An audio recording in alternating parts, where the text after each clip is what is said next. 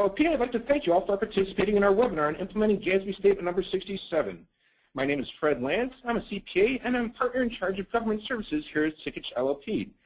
Believe it or not, I have about 35 years of experience just working in the state and local government industry, starting back in my days with the National Government Finance Officers Association, going through attending GASB board meetings and serving as a liaison to the Governmental Accounting Standards Board, and now working with Sikich for the last 25 years.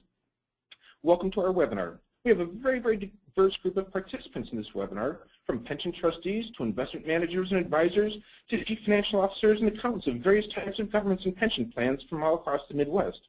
Over the next hour, we will explore the requirements of GASB Statement number 67 and how those requirements may impact a pension fund that prepares a separate pension plan audit report, and how the statement may or may not impact the employer's report for those of you that include a pension trust fund as part of your financial statements. To accomplish this goal, we're going to be using 3 specific tools today. One, a copy of the PowerPoint slides, and a lot of PowerPoint slides. I have about 49 that we'll be going through today. A sample Police Pension Report, and we'd like to thank the City of Aurora and their Police Pension Fund, and the Board of Trustees of the Police Pension Fund, for allowing us to use this report. They did implement GASB Statement number 67 for their fiscal year ended December 31st, 2013, and were one of the first in the country to early implement this pronouncement. You should have received a link for both of these documents yesterday in an email from us. If you did not find it in your email, please check your spam. It's probably sitting in your spam, and that would have come from Crystal at Sikich. If you did not receive that, please let us know and email us, and we'll do our best to get a copy to you right away. The last tool that we'd like to use today is your questions. We're very comfortable answering questions at any time throughout the webinar, so please feel free to type in your question. We will see a question pop up on the screen and do our best at any point in time to stop and answer that question. For those of you that do want continuing professional education for CPAs in Illinois, you must write down 3 CPE code words that we'll give throughout the presentation and enter them on your course survey that you will receive from us in a few days. If you're outside of Illinois, we apologize we cannot offer continuing professional education credits for you just yet. We're working our way through the National Association of State Boards of Accounts to provide that credit in the future. At this point in time in the presentation, I usually tell everyone where the bathrooms are and where the refreshments are. But since this is a webinar, you're on your own for all that this morning. Please feel free to get up at any point in time, use the restroom, or get a cup of coffee or a refreshment. Does anyone have any questions before we get started then? Because we do have a lot of materials to try and cover within a 1-hour period today. Since I don't see any questions popping up on the board, let's start off with a question or two for you all. First, does your government have a pension plan for police officers or firefighters or any others in your jurisdiction, such as officers or others, that's a single employer plan and just for your employees? Believe it or not, there's over 600 of these single employer police and fire pension plans throughout the state of Illinois. Okay, if you answered to that question, you'll be the next question is, does your pension plan issue a separate audit report in accordance with GASB standards, meaning a full set of audited financial statements?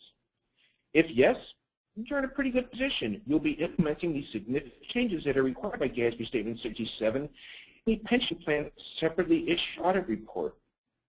If you answered no to that question, which the majority of you are probably answering no to that based on that statistic I gave you, you'll implement significant changes in the employer's report. And that's one thing that folks I think have an understanding of, is that GASB 67 only impacts these pension plan and does not impact the employer. It is not true. If the pension plan does not issue a separate report, then all the information required by GASB Statement 67 has to go into the employer's report. A question that you might have for me then is, when will these changes impact the pension plan's report and or the employer's report? Or put differently, when can I retire by so I don't have to deal with implementing these pronouncements? Well, very quickly, we're in a transition period for reporting information related to pension plans and employers participating in pension plans. Pension plans themselves have migrated to a new set of standards, while the employers are still following the old set of standards.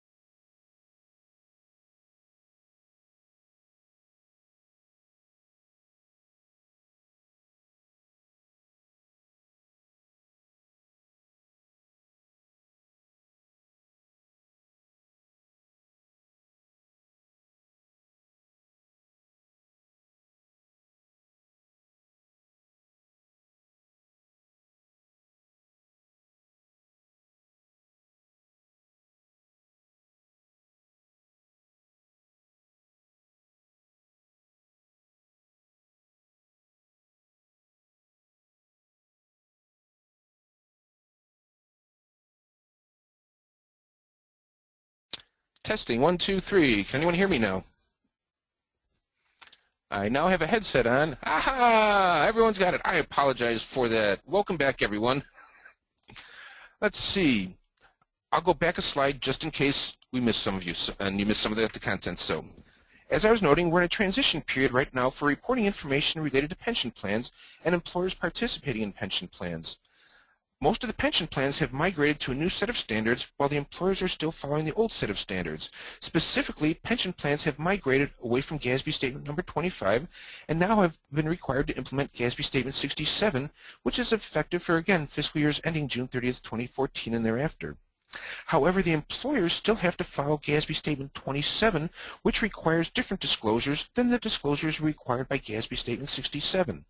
So again, from a transition standpoint, for at least a one-year period, employers might end up with two sets of disclosures and two sets of displays in their financial statements related to their participation in a defined benefit pension plan. GASB Statement 67 then applies the financial statements issued by the pension plan, or if the plan does not issue separate financial statements, the financial statements of the employer, in which the pension plan is included as a pension trust fund. This pronouncement is effective not for fiscal years, but for fiscal periods beginning after June 15, 2013. So those of you that might have changed your fiscal year end recently, please note that it may impact your stub period depending on when that stub period began, if it began after June 15, 2013. Also, if anyone prepares interim GAAP-based financial statements, this would apply then to your interim GAAP-based financial statements for any quarter or month period beginning after that particular date. GASB Statement 68, on the other hand, does not become effective until fiscal periods beginning after June 15, 2014, or in layperson terminology, what we say are fiscal years ending June 30th, 15 and thereafter. So this one-year time lag that was built into this was really intentional by GASB due to the employer needing 2 years of information when they implement GASB Statement 68, especially the 2 years of the net pension liability, the beginning of the year net pension liability and the end of the year net pension liability, requiring the pension plans to implement this pronouncement 1 year earlier than they need. Unfortunately, GASB made a great assumption when developing the specific criteria and the specific philosophy. Specifically,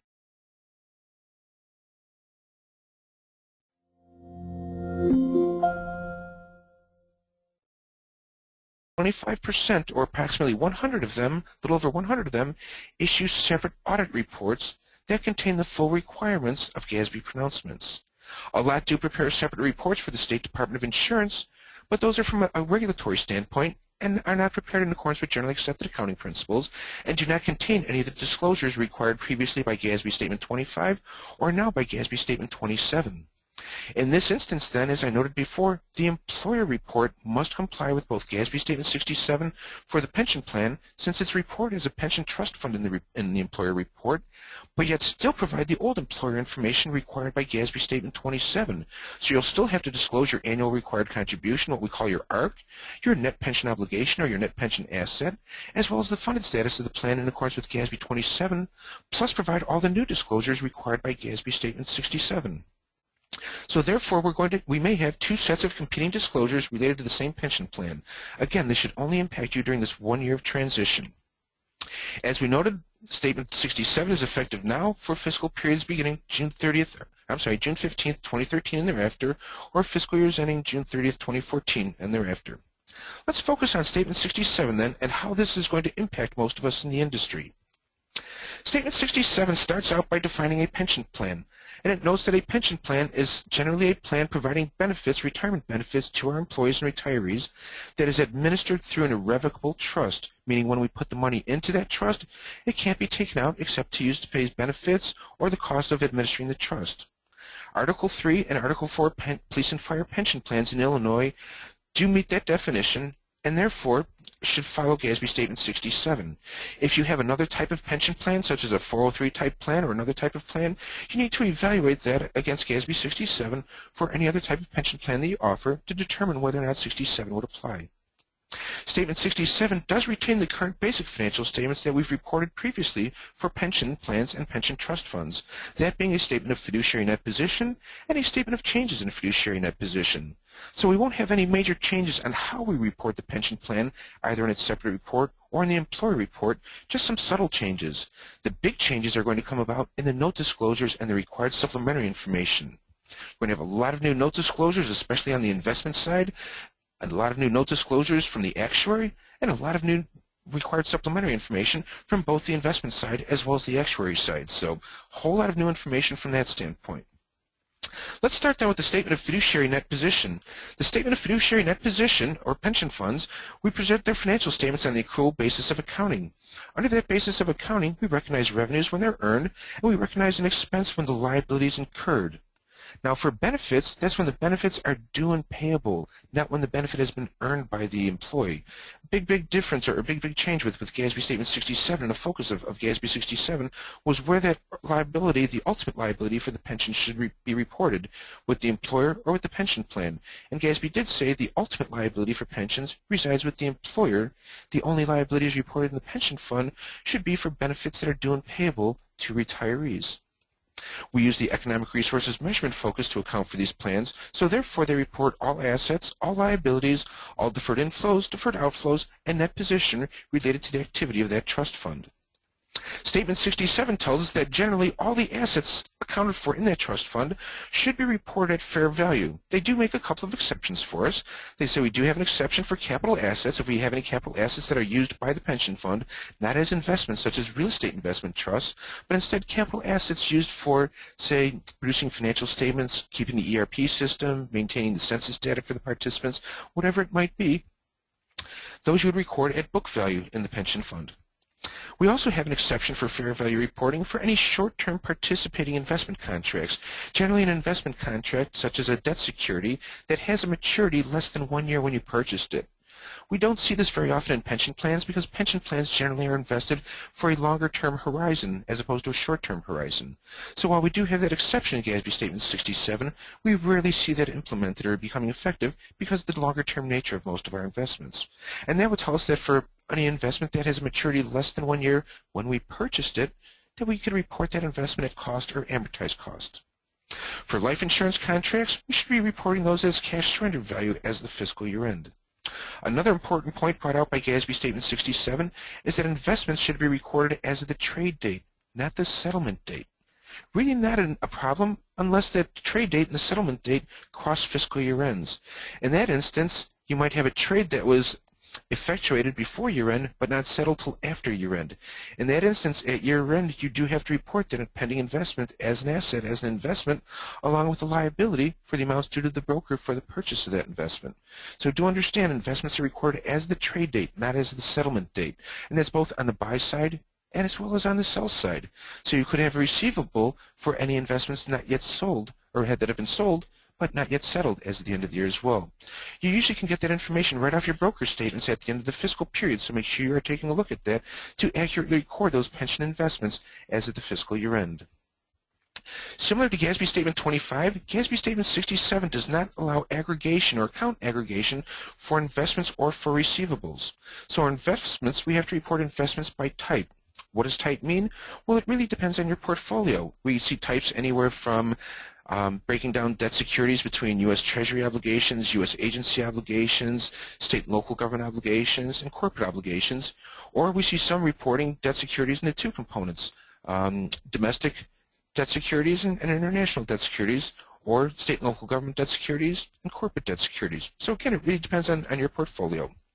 Receivables, then, receivables have to be reported by type of receivable. So you could break that down between interest receivable, receivables from the employer, receivable from plan members, and other receivables. If we have to report all these items separately on the face of the financial statements, your general ledger or your trial balances generally should mirror this requirement. Unfortunately, many general ledgers or trial balances that we see in the industry are aggregated or segregated by investment manager, not by investment type. This is very unfortunate because that requires you all to maintain two sets of ledgers then, or have a subsidiary ledger in order to report the investments by type and maintain that information on a fair value basis to report that investment by type. Again, receivables by the employer are generally going to be disaggregated and not aggregated. One change then from GASB Statement 25 to GASB Statement 67 is what receivables we can report from the employer. Again, a big change with Statement 67. For Statement 67, you can only report a receivable from the employer if it is due pursuant to a legal requirement. Very, very different from Statement 27 and Statement 25. So only those receivables from the employer that are due pursuant to legal requirements. In Illinois, that would mean the unremitted pension tax levy that you, the employer, have collected but not yet remitted to the pension plan. That would be subject to collectability, of course, and would need to be looked at on an annual basis as to whether or not that could be recorded then as an asset of that police pension fund that has not been remitted. Remember, we can never report a property tax receivable in a pension fund. They don't have the authority to levy a property tax. The employer levies the property tax, so therefore that funding source must flow through the primary government through the employer's financial statements first as revenue, and then the employer contribution as an expenditure going out. Generally, that revenue and expenditure will equal each other in the employer's financial statements. Most often we see that flowing through the general fund of the employer, but sometimes we do see a separate report or a separate special revenue fund set up by the employer to report that tax levy coming in and the contribution then going out to the pension funds. Again, we'd like to thank the City of Aurora Police Pension Plan and Brian Caputo and the members of the Board of Trustees for allowing us to use that sample. If you did get that downloaded and you look at page 5 of that sample, you should see the statement of net position for the City of Aurora, not page MD&A 5, but regular page 5. You'll see the statement of fiduciary net position for the City of Aurora, and it breaks those down, the investments down between fixed income securities, domestic equity, international equity securities, real estate investment trusts, and then blended mutual funds. They felt that that was appropriate for a pension fund their size. The other key is when you have these investment categories on page 5, as you'll see in a few minutes, you want to make sure you have that same information to disclose in your notes to the financial statements for your asset allocation and your targeted earnings on those asset classes. So very important that we match up the display in the financial statements with the disclosure in the financial statements as well. Again, thanks to the wonderful folks at City of Aurora for providing that to us. That was the statement of net position. The statement of changes in net position then is primarily composed of two components, additions and deductions, and likewise we have two components of additions. Contributions and investment income. For contributions, we have to separately report contributions from the employer, regardless of how they're funded, contributions from the employee, and contributions that might come from other sources, such as a special funding situation, or sometimes we do get contributions from private individuals or others into a pension plan. So we report that in that other category. We do want to maintain the integrity of the employer contribution and the employee contributions because those do end up as required supplementary information and displayed as components of the required supplementary information. For investment income, we're required to report investment income into specific components. First and foremost, we have to separately report the net appreciation and depreciation from the fair value of investments separately from interest and dividends that are earned and received in cash. So again, we should at least have two separate lines in our category of investment income to display this. We add the two together to report total investment income, but again, we have to show the two components separately. From that, then, we subtract investment expense, again displayed separately, to arrive at the net investment income on the face of the statement.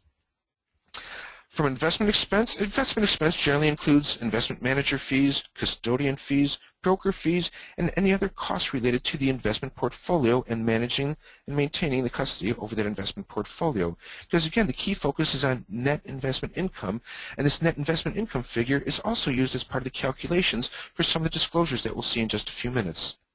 So those are the additions that are going to go into a statement of changes in net position. What are the deductions? On the deduction side, we're going to have benefits and refunds as well as administrative costs. Administrative costs other than investment expense. Remember, we have to report the investment expense separately. That will give us then our change in net position, and then we report net position at the beginning of the year and at the end of the year. Again, from a sample standpoint, you can turn to page number 6 of the sample that we've provided to you for the City of Aurora Police Pension Fund. You can see they report their contributions separately on that page between employer and employee contributions.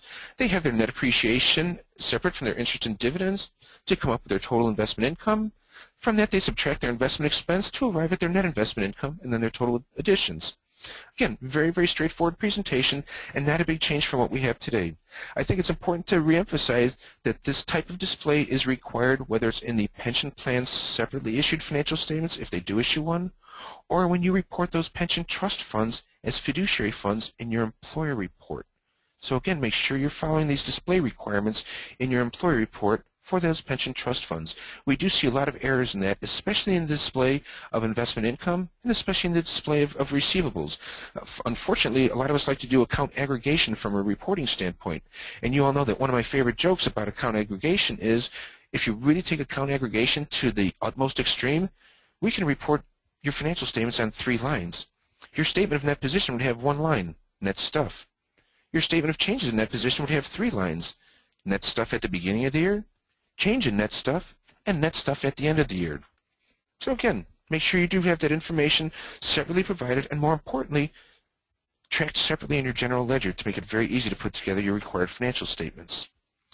Well, this brings us to about the 1/3 way of our seminar or our webinar. So we're going to give out our first continuing professional education code. Again, for those of you that want to receive continuing professional education for the webinar, you will have to write down or provide the 3 code words when you complete your survey that you will receive from us in the next day or 2. So the first CPE code word then is deductions. Kind of appropriate this time of year for those of us that are thinking about our personal tax return and maybe starting to prepare our personal income tax return. Or if you're preparing pension fund financial statements and you have that separate section for deductions.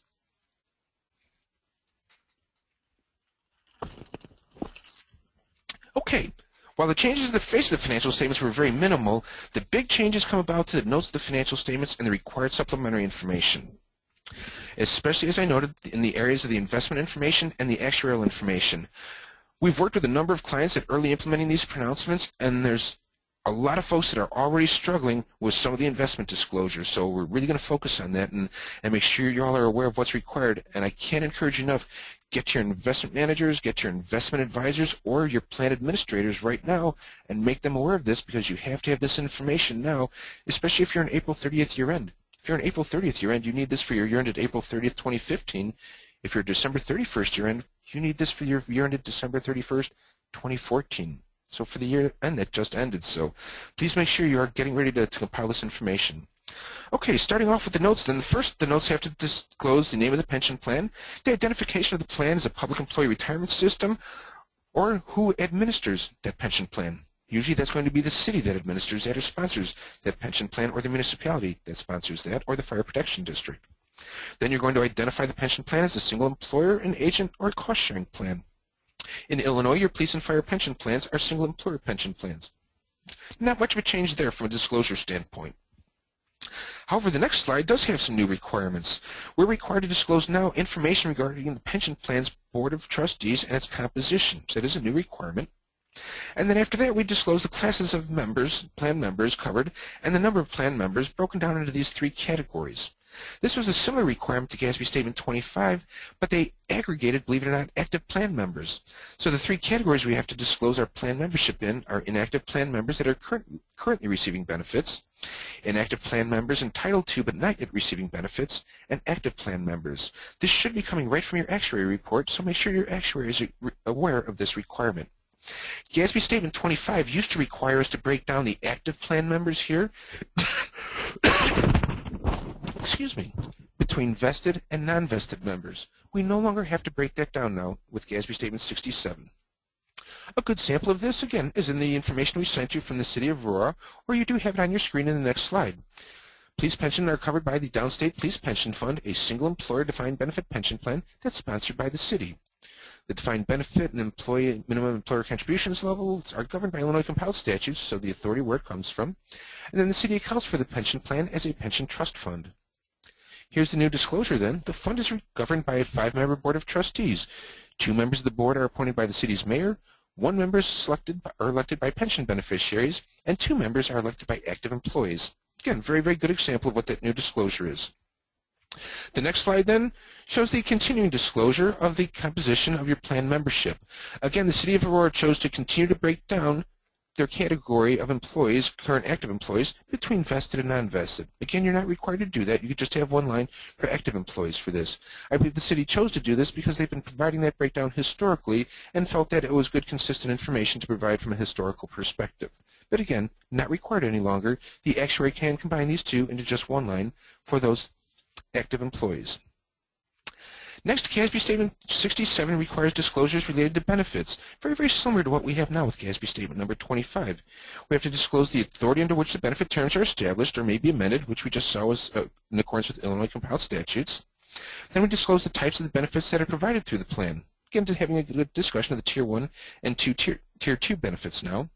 And then disclosing what our contribution requirements are, including the identification of the authority under which contribution requirements of employers and plan members are established or may be amended. This is where you have to disclose what that minimum contribution now is required for Illinois municipalities that participate in a police or fire pension plan, and then whether or not you base your funding on that minimum required contribution, or if you use some different funding methodology. Then we have to disclose our contribution rates in dollars or as a percentage of covered payroll, both from employees and from the employers for that reporting period. Again, looking at a sample of this on the next slide, or in the materials that you have from the City of Aurora from that downloaded PDF, we see that the fund provides retirement benefits as well as death and disability benefits in 2 tiers. It goes through and describes what Tier 1 is, as well as what Tier 2 is, and what the different benefits are, and talks about the COLAs that increase the pensions to 3% and the 3% compounded thereafter. So again, good disclosure of what the benefits are. The next slide then has a good disclosure or sample disclosure related to the contributions required. Notes that employers are required by Illinois compiled statutes for police officers to contribute 9.91% of their covered salary to the fund. The city then is required to contribute the remaining amounts necessary to finance the fund as actually determined by an enrolled actuary. And they go on to state that effective January 1st, 2011, Illinois compiled statutes require the city to contribute a minimum amount annually calculated using the projected unit credit actuarial cost method that will result in the funding of 90% of the past service cost by the year 2040. That's what we call the state minimum requirement. So if you're funding based on the state minimum, that's all you need to disclose. However, if you have chosen to fund at a level other than the state minimum, which many of you have, then you would disclose what the employer funding policy or the employer funding method is if it is different from that state minimum. The City of Aurora's funds based on the state minimum, but most of you have a different one, so that's why we included that in parentheses and in red for you to highlight that for your own financials, or for your own disclosures. Now we'd note in the following sentence that for the year ended December 31st, 2013, the city's contribution was 31.0% of covered payroll. Okay, for those of you that are investment managers or investment advisors that are in the group and participating today, you probably nodded off for the first 20 minutes and said, boy, that financial statement display information is pretty boring stuff. Guess what? It's time to wake up now, because the next thing we're going to talk about are the changes required to the investment section. And again, we're already seeing a whole lot of plans really struggling to provide this information on a timely basis. And the question becomes, well, what happens if we don't provide that information on a timely basis? Well, if you don't have that information, and the pension plan doesn't issue a separate report, and that information is supposed to be in the employer's report, your independent auditor may issue a modified opinion on the employer's financial statements. You do not want to be in that position, so please make sure you are taking the time to produce that information and provide that to the actuary and provide that to the auditors for disclosure and display standpoint. Don't fall in that same pitfall that we're seeing a lot of plans fall into. Okay, what are some of the new disclosures required related to investments? Let's start out with the investment policy.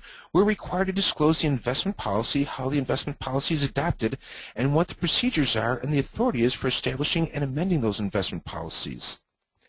In addition, we have to disclose what the investment policy says about asset allocation. What are our target asset allocations? If your policy doesn't have that information, where should you turn for that information? Well, Illinois compiled statutes provide a basic investment allocation for pension plans depending on the size of the pension plan here in Illinois, so you can follow that basic allocation. However, I don't think just following that basic allocation is going to give you the sufficient information you need to implement Statement 67. Then last but certainly not least, you have to have a description of the significant investment policy changes that were enacted during the period. So someone needs to track that information. I know a lot of you are the treasurers in the group. You're the treasurers of the pension fund also, so you do attend those pension board meetings. When you're attending those, please make sure you're documenting what those changes are to the investment policy all throughout the year, or that you have somebody at the board level at the pension plan that's tracking that information so you have it readily available to produce in your notes of financial statements at the end of the year.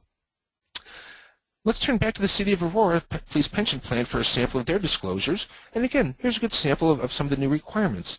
They note that Illinois compiled statutes limit the fund's investments to those allowed by statute, and require the fund's Board of Trustees to adopt an investment policy, which can be amended by a majority vote of the Board of Trustees. Some of you may have different policies on that. The Cities of Aurora Police Pension was just a majority vote.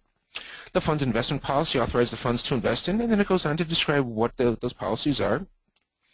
And then we did kind of put a little bullet in here because it was getting a little too long, but here's the last disclosure required.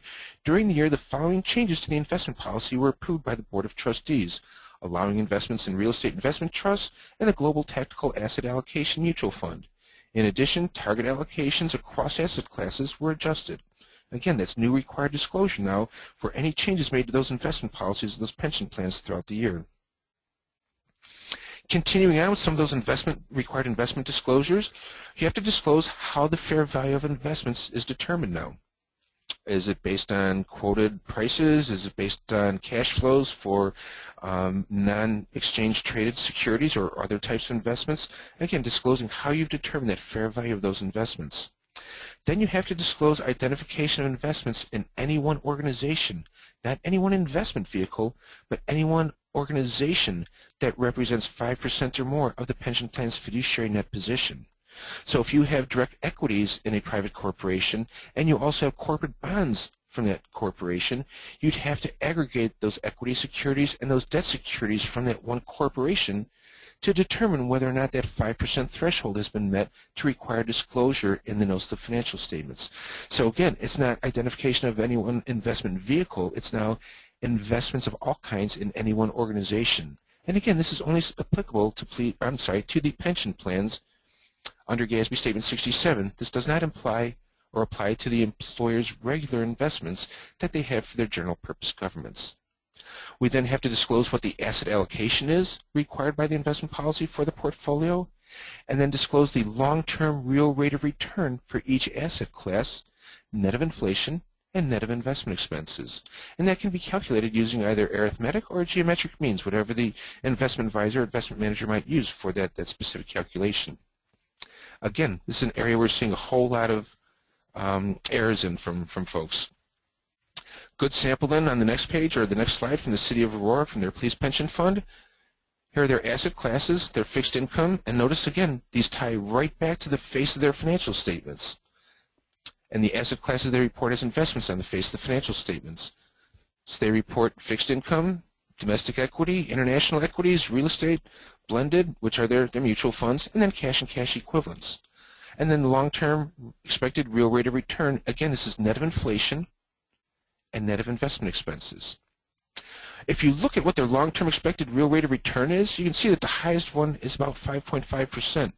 So you're probably looking at that now and saying, wow, what is the investment rate of return that they can use to discount that present value of their future obligation for pensions? Because we generally use an investment rate of return. It's going to be much more challenging to justify the investment rate of return now, since you have to disclose what the long-term expected real rate of return is, because the investment rate of return is supposed to be the aggregation of these long-term real rates of return. Again, note that since they're net of inflation, and inflation generally is anywhere from 2 to 3% from an investment standpoint, you can see where you could get probably to a 7 to 8% investment return from the overall allocation that they have here in this portfolio. Again, required disclosure, and we're seeing a whole lot of folks not being able to provide this disclosure right now.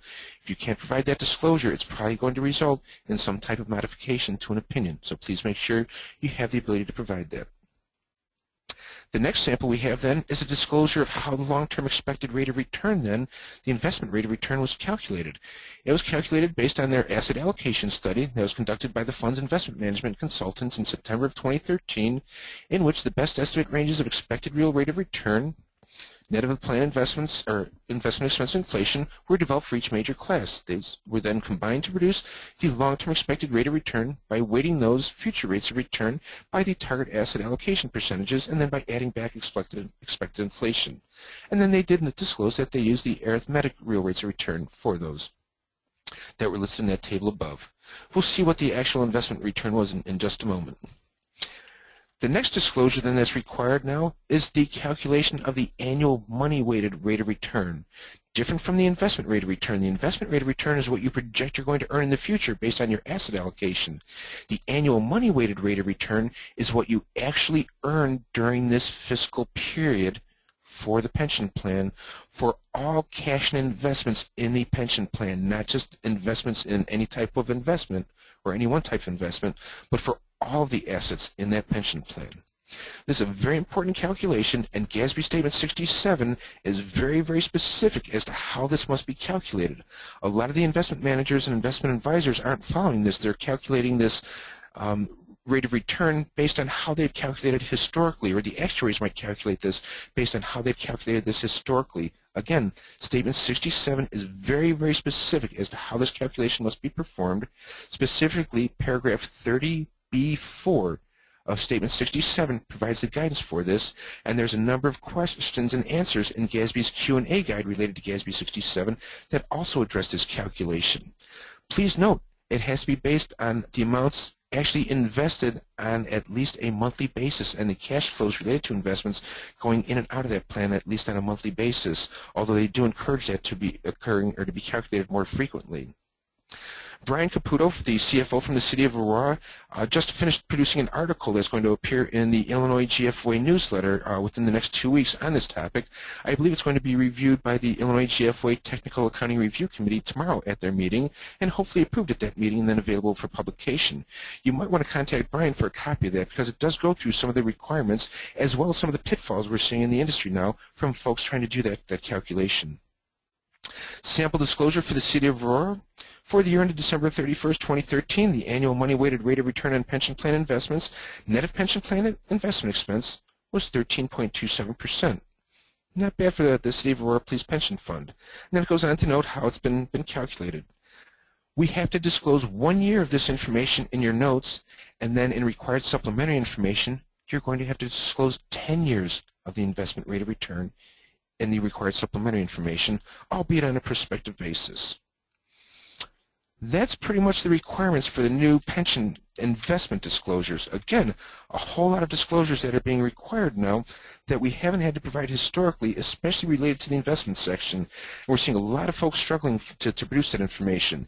If your fund uses an investment advisor or investment manager, you should write right into that contract to have them produce that for you, because they're monitoring those investments for you and doing their own benchmarking of those rates of return. So it shouldn't be too difficult for them to hopefully calculate this new rate of return.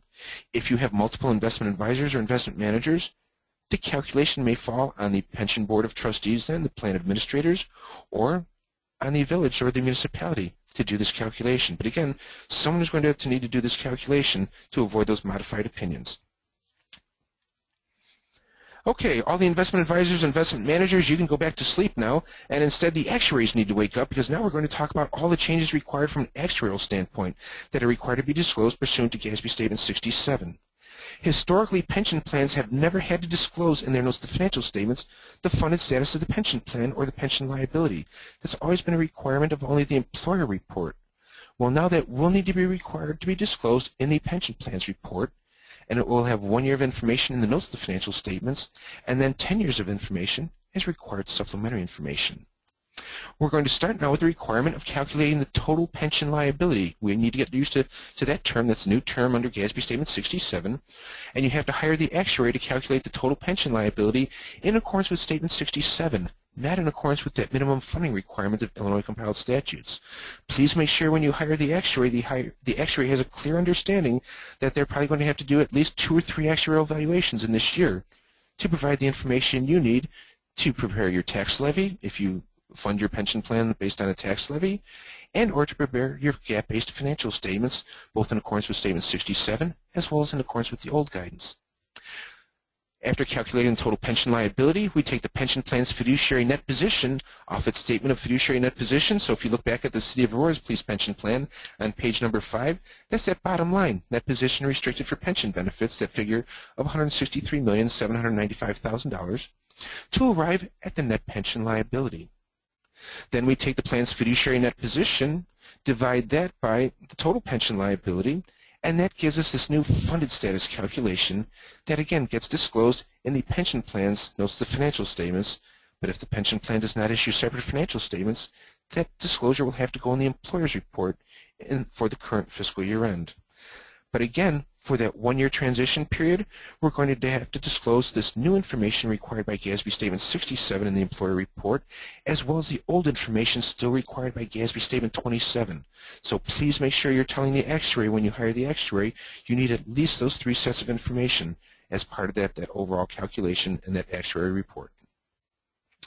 What is the total pension liability? The total pension liability basically is our promise to pay retirees in the future. So it's the actuarial present value of the projected benefit payments that we're going to make in the future. Generally, GASB requires that this be measured as the pension plan's fiscal year end, even if the pension plan doesn't issue a separate report. So for those of you with December 31st year ends for pension plans, it should be measured as of December 31st, 2014 for your police and fire pension plans. If you have an April 30th year end, it should be measured as of April 30th, 2014. GASB does encourage governments to use a measurement date that coincides with your fiscal year end, so to the extent that your pension plan's valuations or fiscal year ends coincide with your fiscal year end, you should be able to achieve that. However, many pension plans' actuarial valuations are 1 year old.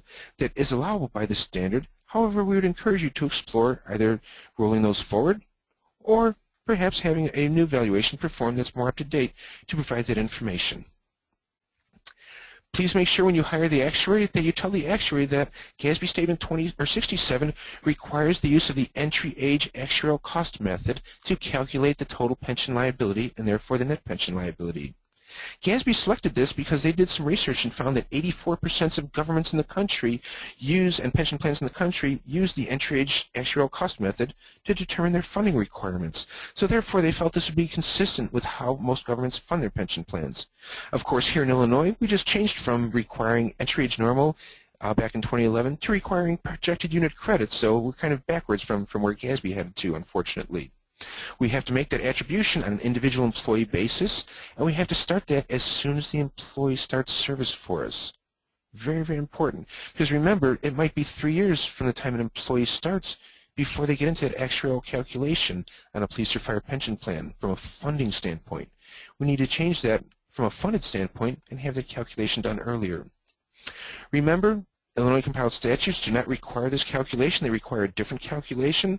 So if you're relying on the State Department of Insurance for their actuarial valuations, we've talked to their actuaries on numerous occasions, and they've told us those valuations do not meet the requirements of Statement 67 or Statement 68, so you will have to engage a separate actuary to provide that information. A sample disclosure then from the City of Aurora's report is as follows on the next slide. You can see their net pension liability was calculated as follows as of December 31st, 2013. Their total pension liability was a little over $326 million.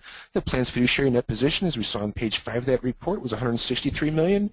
Based on simple math, they have a net pension liability of $162 million. The net pension liability that you see there is your basis as an employer for implementing Statement 68 next year by restating your beginning net position for this liability at the beginning of your fiscal year. That's why we need the information now from these pension plans, is you need that net pension liability both at the beginning of your year and at the end of your year from the employer standpoint to properly implement GASB Statement 68. The basic calculation then arrived at a little over 50% funded status, 50.24%. Again, make sure you're producing that information now. You'll need that a year from now when you implement GASB Statement 68. In addition to disclosing the pension liability and the funded status of the pension plan, we're now required to disclose all of the actuarial assumptions used to calculate these figures right in the notes of the financial statements of that pension plan. In the past, those were just disclosed as required supplementary information.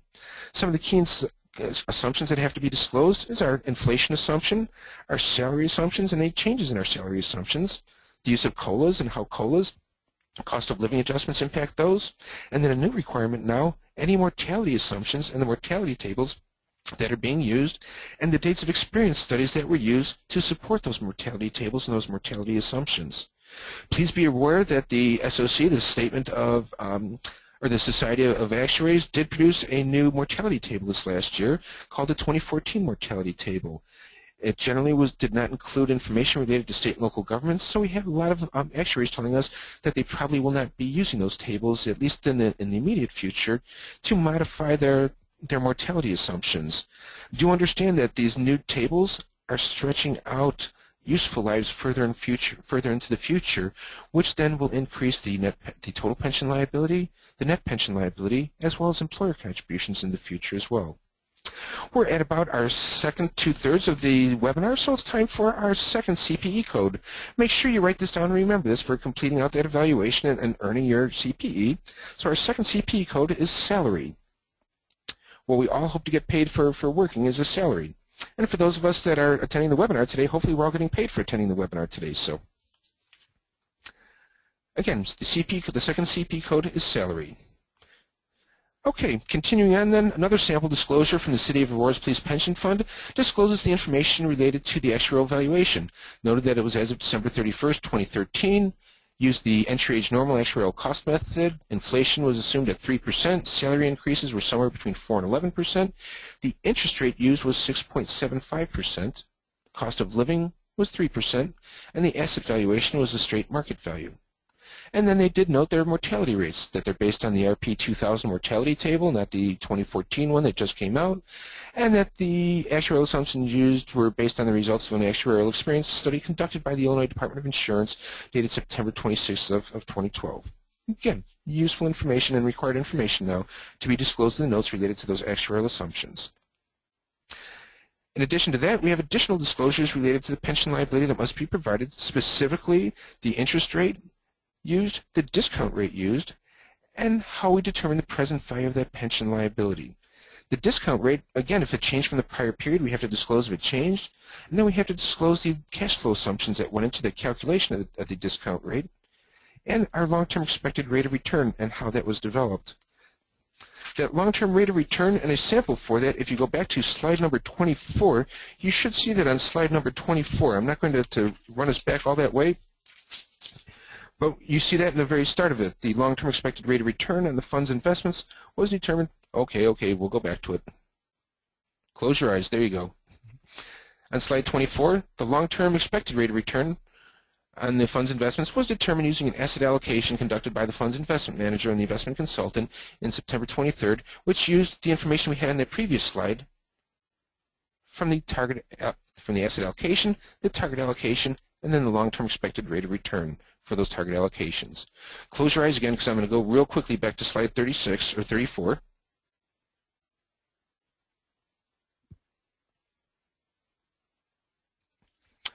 Great.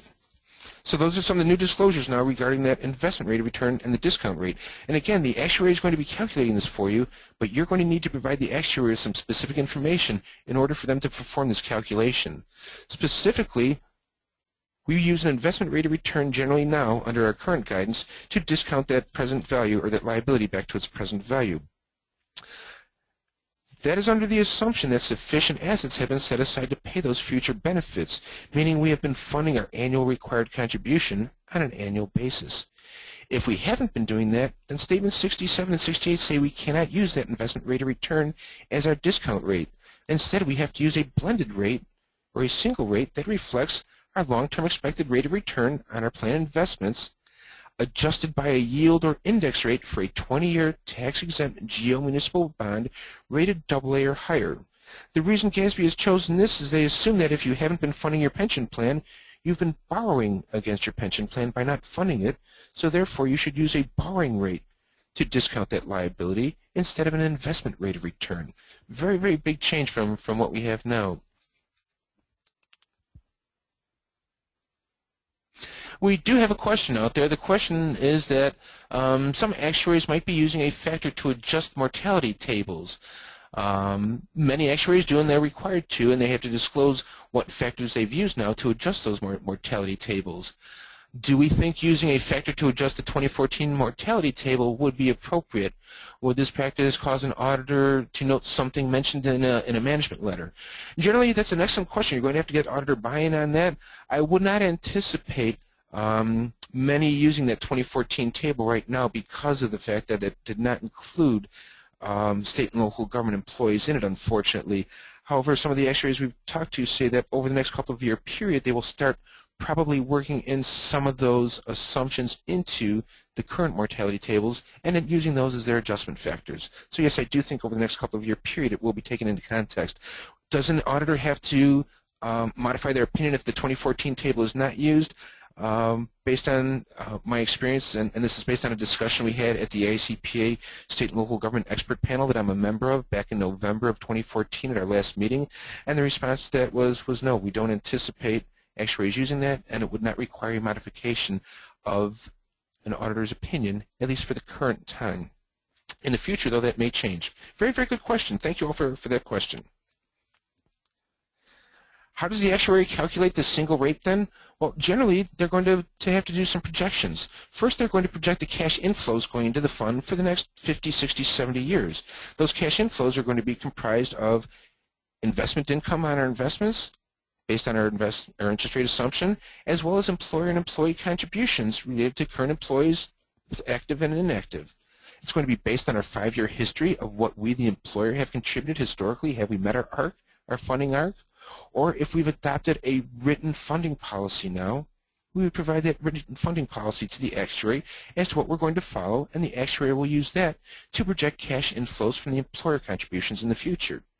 Then the actuary projects all cash outflows for the actives and inactive employees that are currently in the plan, and then that comes up with a resulting net position. If the net position plus the inflows is greater than the outflows, the discount rate will be your interest rate assumption, your long-term interest rate assumption. If the result is that the net position and the inflows are less than the outflows going out, then you're going to have that blended rate impacted by the borrowing rate. Again, the actuary should perform this calculation for you. If you're in the Illinois Municipal Retirement Fund, IMRF will perform this calculation for you. But please understand, it's a required calculation. A lot of actuaries don't want to provide this calculation initially. You have to do this at least in the first year to prove out that you can use your investment rate of return. What I can tell you is generally what we've seen, if you are funding based on a closed amortization period, you're probably going to use your investment rate of return. If you're funding based on an open amortization period or based on not amortizing 100% of the actuarial accrued liability, you're probably going to be some type of blended rate. And that's what the City of Aurora had, because remember, we noted that they fund based on the state minimum. So the disclosure on the next page is the discount rate calculated by the actuary for that plan was 6.53%. They took the investment rate of return of 6.75% and had to blend that with the bond index rate that came right out of the bond buyer as of December 26, 2013 of 4.79% to arrive at the now discount rate to be used of 6.53%. Believe it or not, that 22 basis point decrease in that interest rate assumption or that discount rate had a significant or material impact on the total pension liability of that plan and therefore the net pension liability reported by the employer. That's why it's very, very important for that calculation to be performed. If that calculation is not performed, I would assume an auditor may modify their opinion for lack of that calculation being performed to support the interest rate assumption or the discount rate that's being used. Once you calculate that, GASB likes it so much, they want you to disclose what the impact is on your net pension liability of a 1% swing higher or lower in that discount rate, playing a what-if scenario. So if you want to see a sample of that, if you look on the next slide or in Note 5C in the sample that we sent you from the City of Aurora, you can see that disclosure. A 1% decrease in that calculation down to 5.53% increases the net pension liability by $23 million. A 1% increase in that rate decreases the net pension liability by about $20 million. Very, very interesting. So make sure you understand the requirements and make sure you're getting this information from your actuary so that you have this available to disclose. And again, if the pension plan does not issue a separate report, this information has to go in the employer's report. Well, that's all that is required for display in the face of the financial statements, as well as note disclosures in the notes of the financial statements. Remember, again, if the police or fire pension plan does not issue a separate report, then that information needs to be incorporated in the employer's report. Now, you might all be starting to clap and say, wow, great, the webinar is over. No, no, no, no. Remember, we still have required supplementary information, which is the last big change required by GASB Statement 67. Are you all having as much fun as I am right now? Yes, we do call this fun accounting, don't we? GASB Statement 25 and 27 and Statement 50, depending on how you read them, require anywhere from 3 years to 6 years of information to be displayed as required supplementary information. GASB Statement 67 is now going to require 10 years of information as required supplementary information, albeit we can prepare this on a prospective basis. The information that we're going to have to disclose now is a schedule of changes in the net pension liability as of the measurement date.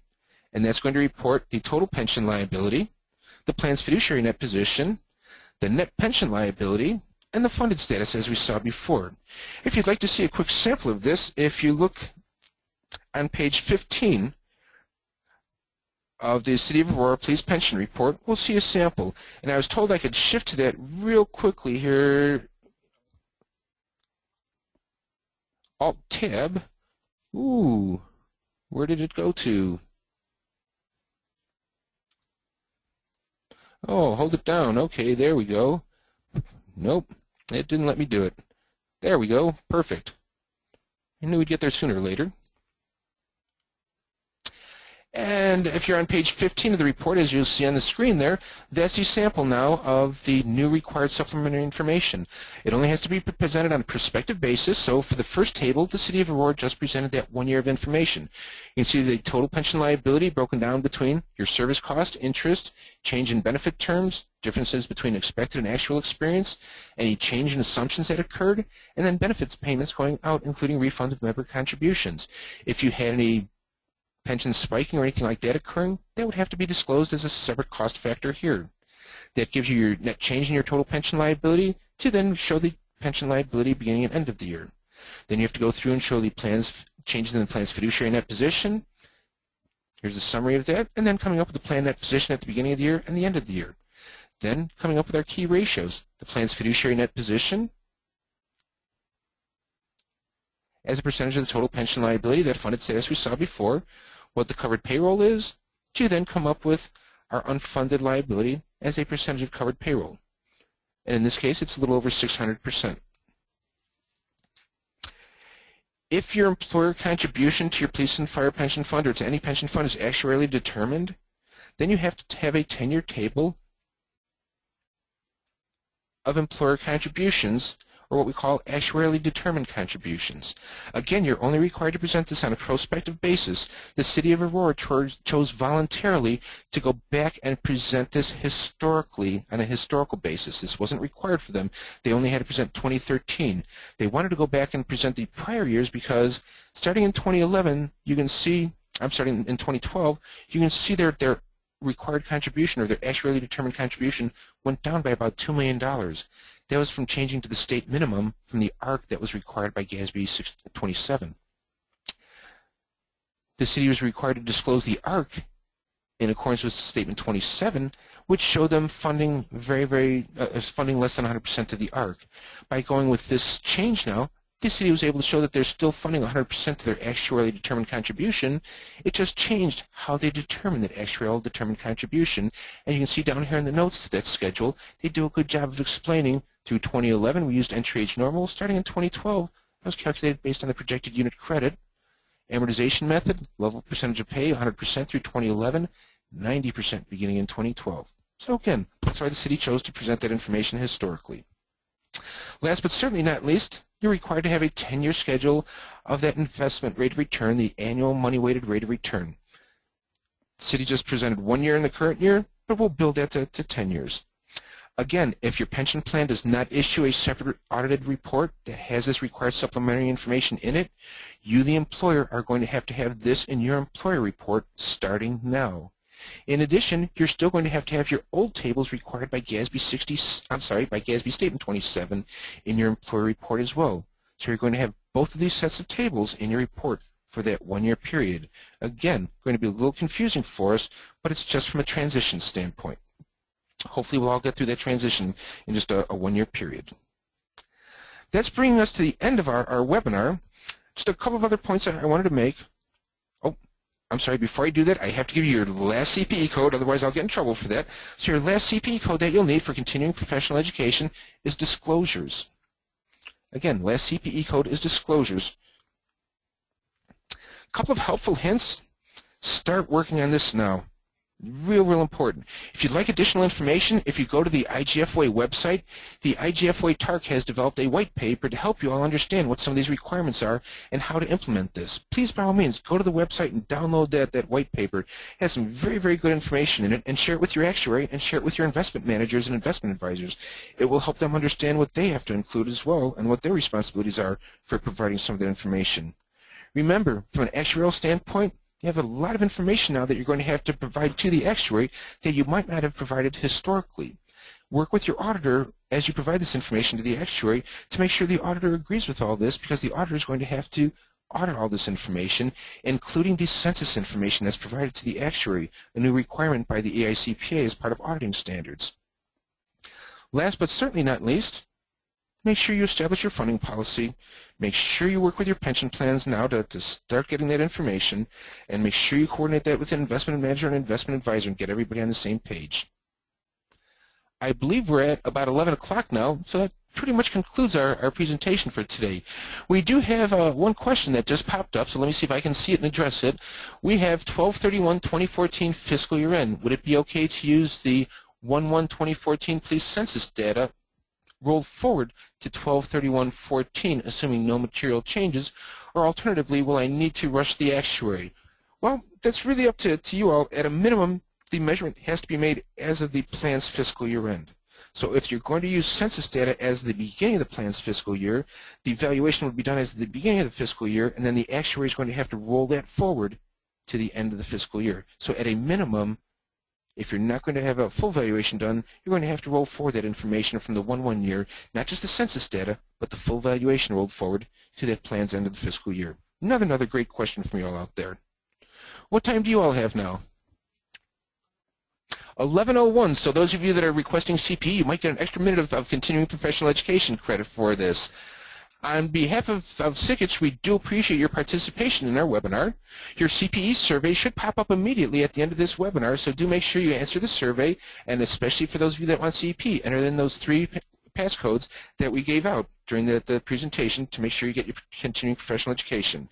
If you have any questions, we can't encourage you enough. Feel free to call or email us at any time. You have that information on your screen and in the materials that you downloaded. We're more than happy to assist you in implementing these very complex pronouncements on a timely basis.